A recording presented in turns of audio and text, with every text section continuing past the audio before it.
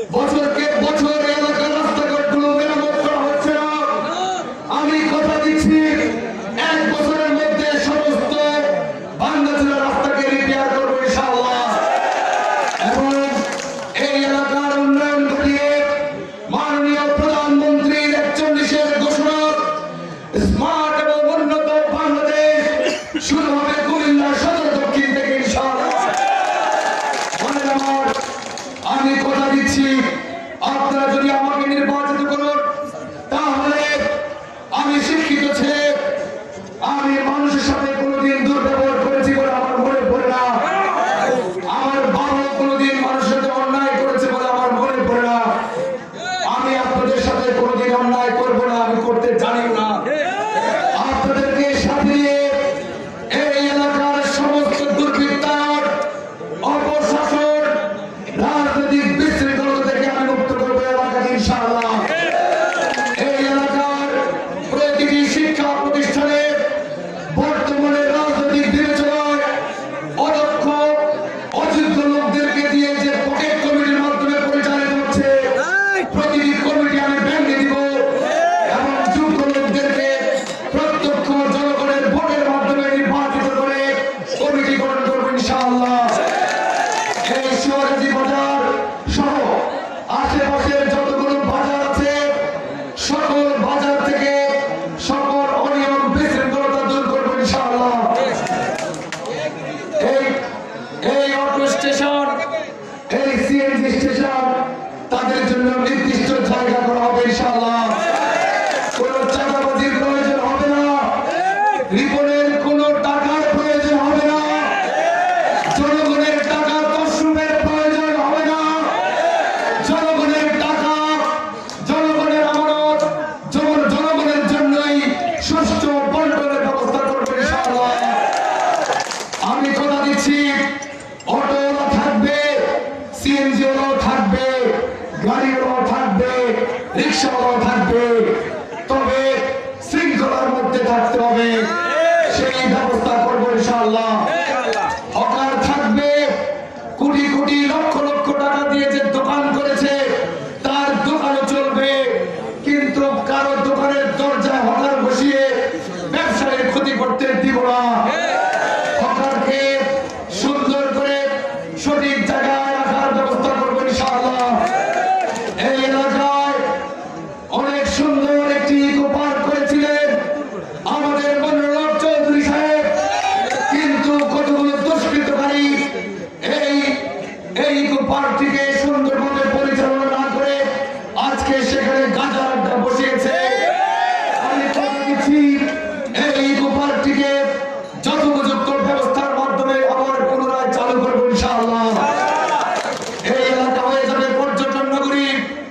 আপনাদেরকে কথা দিচ্ছি, যদি নির্বাচিত হই প্রতিটি ইউনিয়নে কল্যাণ সোসাইটি গঠন করে বিশিষ্ট ব্যক্তিদের সমন্বয়ে এই কল্যাণ সোসাইটি গঠন করে সকল প্রকার বিরোধ এবং সালিশ নিষ্পত্তির ব্যবস্থা করবো ইনশাআল্লাহ, যাতে করে কোন দালাল পুলিশি হয়রানির মাধ্যমে মানুষকে হয়রানি করতে না পারে, সেই ব্যবস্থা করবো ইনশাআল্লাহ। ধর্মীয় শিক্ষা, ধর্ম প্রচারে কোন প্রকার বাধা দেওয়া হবে না। ওয়াজ মাহফিল, কোন প্রকার ওয়াজ মাহফিল বাধাগ্রস্ত করতে পারবে না। আমি থাকবো ওয়াজ মাহফিলে।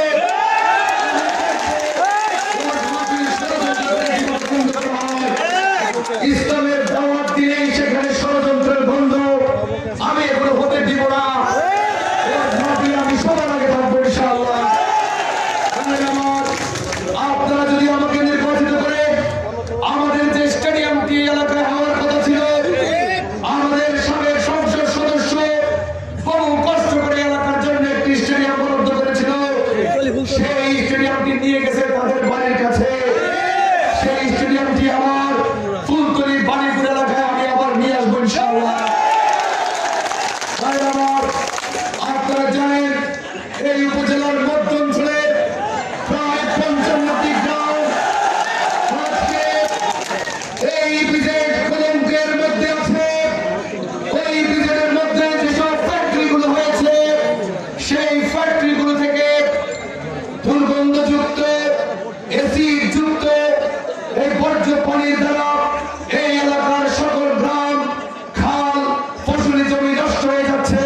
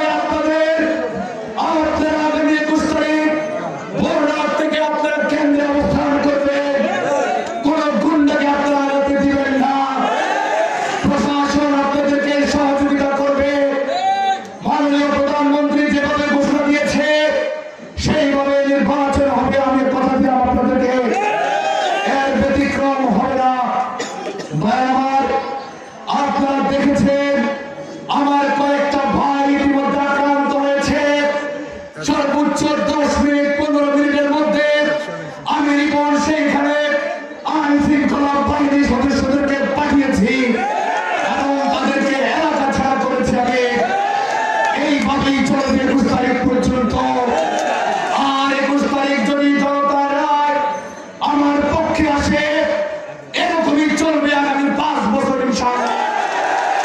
যদি নির্বাচিত হতে পারি এই কুমিল্লা শহরের মেইন রাস্তা থেকে বিশেষ করে পূর্ব দিকের প্রতিটি রাস্তার মাথায় আমি নিজস্ব অর্থায়নে চেকপোস্ট বসাবো।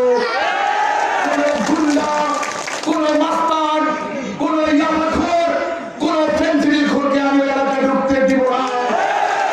এই এলাকা হবে একটি আদর্শ এলাকা, এই এলাকা হবে একটি আদর্শ উপজেলা। ভাইরা আমার, আমরা আপনাদেরকে নিয়ে সকল সন্ত্রাস মোকাবেলা করব। আজকে অদূরদর্শী নেতৃত্বের কারণে 9 বছরের শিশু তৃতীয় শ্রেণীর ছাত্রী স্কুল থেকে ফেরতের সময় দর্শিত হয়ে তাকে হত্যা করা হয়। আমি কথা দিচ্ছি সমস্ত সন্ত্রাসীকে এই এলাকা থেকে বিতাড়িত করবো। আমি এই এলাকাকে মাদক মুক্ত করব। তাদের একজনের প্রতিশ্রুতি আছে দেখছি মাদক মুক্ত করবে, অথচ প্রতিদিন তাদের বাড়িতে থাকে মাদকাসক্ত। তাহলে তারা কেমন করে মাদক মুক্ত করবে আমরা সেটা বুঝতে পারছি। আজকে জনবিচ্ছিন্ন হয়ে কুমিল্লা শহরের কয়েকটা রাজনৈতিক নেতাকে নিয়ে তারা মিটিং করতে হয়, এটা হচ্ছে তাদের দেউলিয়াত্বের প্রমাণ। কারণ আমাদের মঞ্চে যে মানুষগুলোকে দেখা যাচ্ছে এরকম একটা মানুষ তারা পায় না। আর দু একজন বিভ্রান্ত আমার ভাইকে কোন রকম ম্যানেজ করছে, তাদের কাছে আমি এখন আবেদন জানাবো, আহ্বান জানাবো, অনুরোধ করবো, একদিন সময় আছে, আপনারা রাজাকারের খাতায় নাম লিখাবেন না। আর নতুবা এই এলাকার মানুষ রাজাকারের তালিকা তৈরি করবে। আপনারা সেজন্য এই বহিরাগতদের সাথে আপনারা থাকবেন না। 15 বছর এই বহিরাগতরা অন্যায়ভাবে এলাকার মানুষের অনেক ক্ষতি সাধন করেছে। এবার সময় এসেছে তাদেরকে আপনারা বিতাড়িত করুন। ভাই আমার, মাননীয় প্রধানমন্ত্রী এবার একটা সুযোগ দিয়েছে, নির্দলীয় নির্বাচন, দলীয় প্রতীকবিহীন নির্বাচন। এরকম দলীয় প্রতীকবিহীন নির্বাচন হয়তো আগামী 5 বছর পরে আর নাও থাকতে পারে। তাই আপনাদের কাছে আমি অনুরোধ করছি, আপনার এই সুযোগটি হাতছাড়া করবেন না। দয়া করে আমার মা বোনদেরকে সামিল করুন, আমার মা বোনদেরকে নির্বাচনে আনুন, এনে আপনার আদর্শকে বিজয়ী করে এই এলাকার সকল ষড়যন্ত্র থেকে এই এলাকাকে মুক্ত করুন। আপনারা আজকের থেকে আপনারা পণ করুন, প্রতিজ্ঞা করুন, একটি দিনের বিষয় মাত্র। আপনারা একটি দিন আপনারা কাজ করেন না, একটি দিন আপনাদের কাছে আমি অনুরোধ করছি, আপনাদের সন্তান, আমি এলাকার সন্তান, আমি ঢাকা শহরে ব্যবসা করি, আমার এত প্রয়োজন ছিল না, কিন্তু আমি প্রতিবাদ হিসেবে নির্বাচনে এসেছি আপনাদের সন্তান হিসেবে, আপনাদের নাতি হিসেবে, আপনাদের ভাগিনা হিসেবে, আপনাদের ফুফাতো ভাই হিসেবে আমি অন্যায়ের প্রতিবাদ করতে যেমন এসেছি, আমি আপনাদের সহযোগিতা চাই, আপনাদের কাছে অনুরোধ করতে চাই, আহ্বান করছি, আপনারা আমাকে একটি ভোট দিয়ে জয়যুক্ত করুন। আপনারা করবেন কিনা বলুন, মা বোনদেরকে নিয়ে আমাদের পরে আপনারা ভোট কেন্দ্রে যাবেন ইনশাআল্লাহ। আমার সাথে আজকে আমি আর একদিন বাকি আছে মাত্র। এখানে নানা রকম কথা বলা হচ্ছে, কেউ আওয়ামী লীগের প্রার্থী, কেউ বিএনপির প্রার্থী,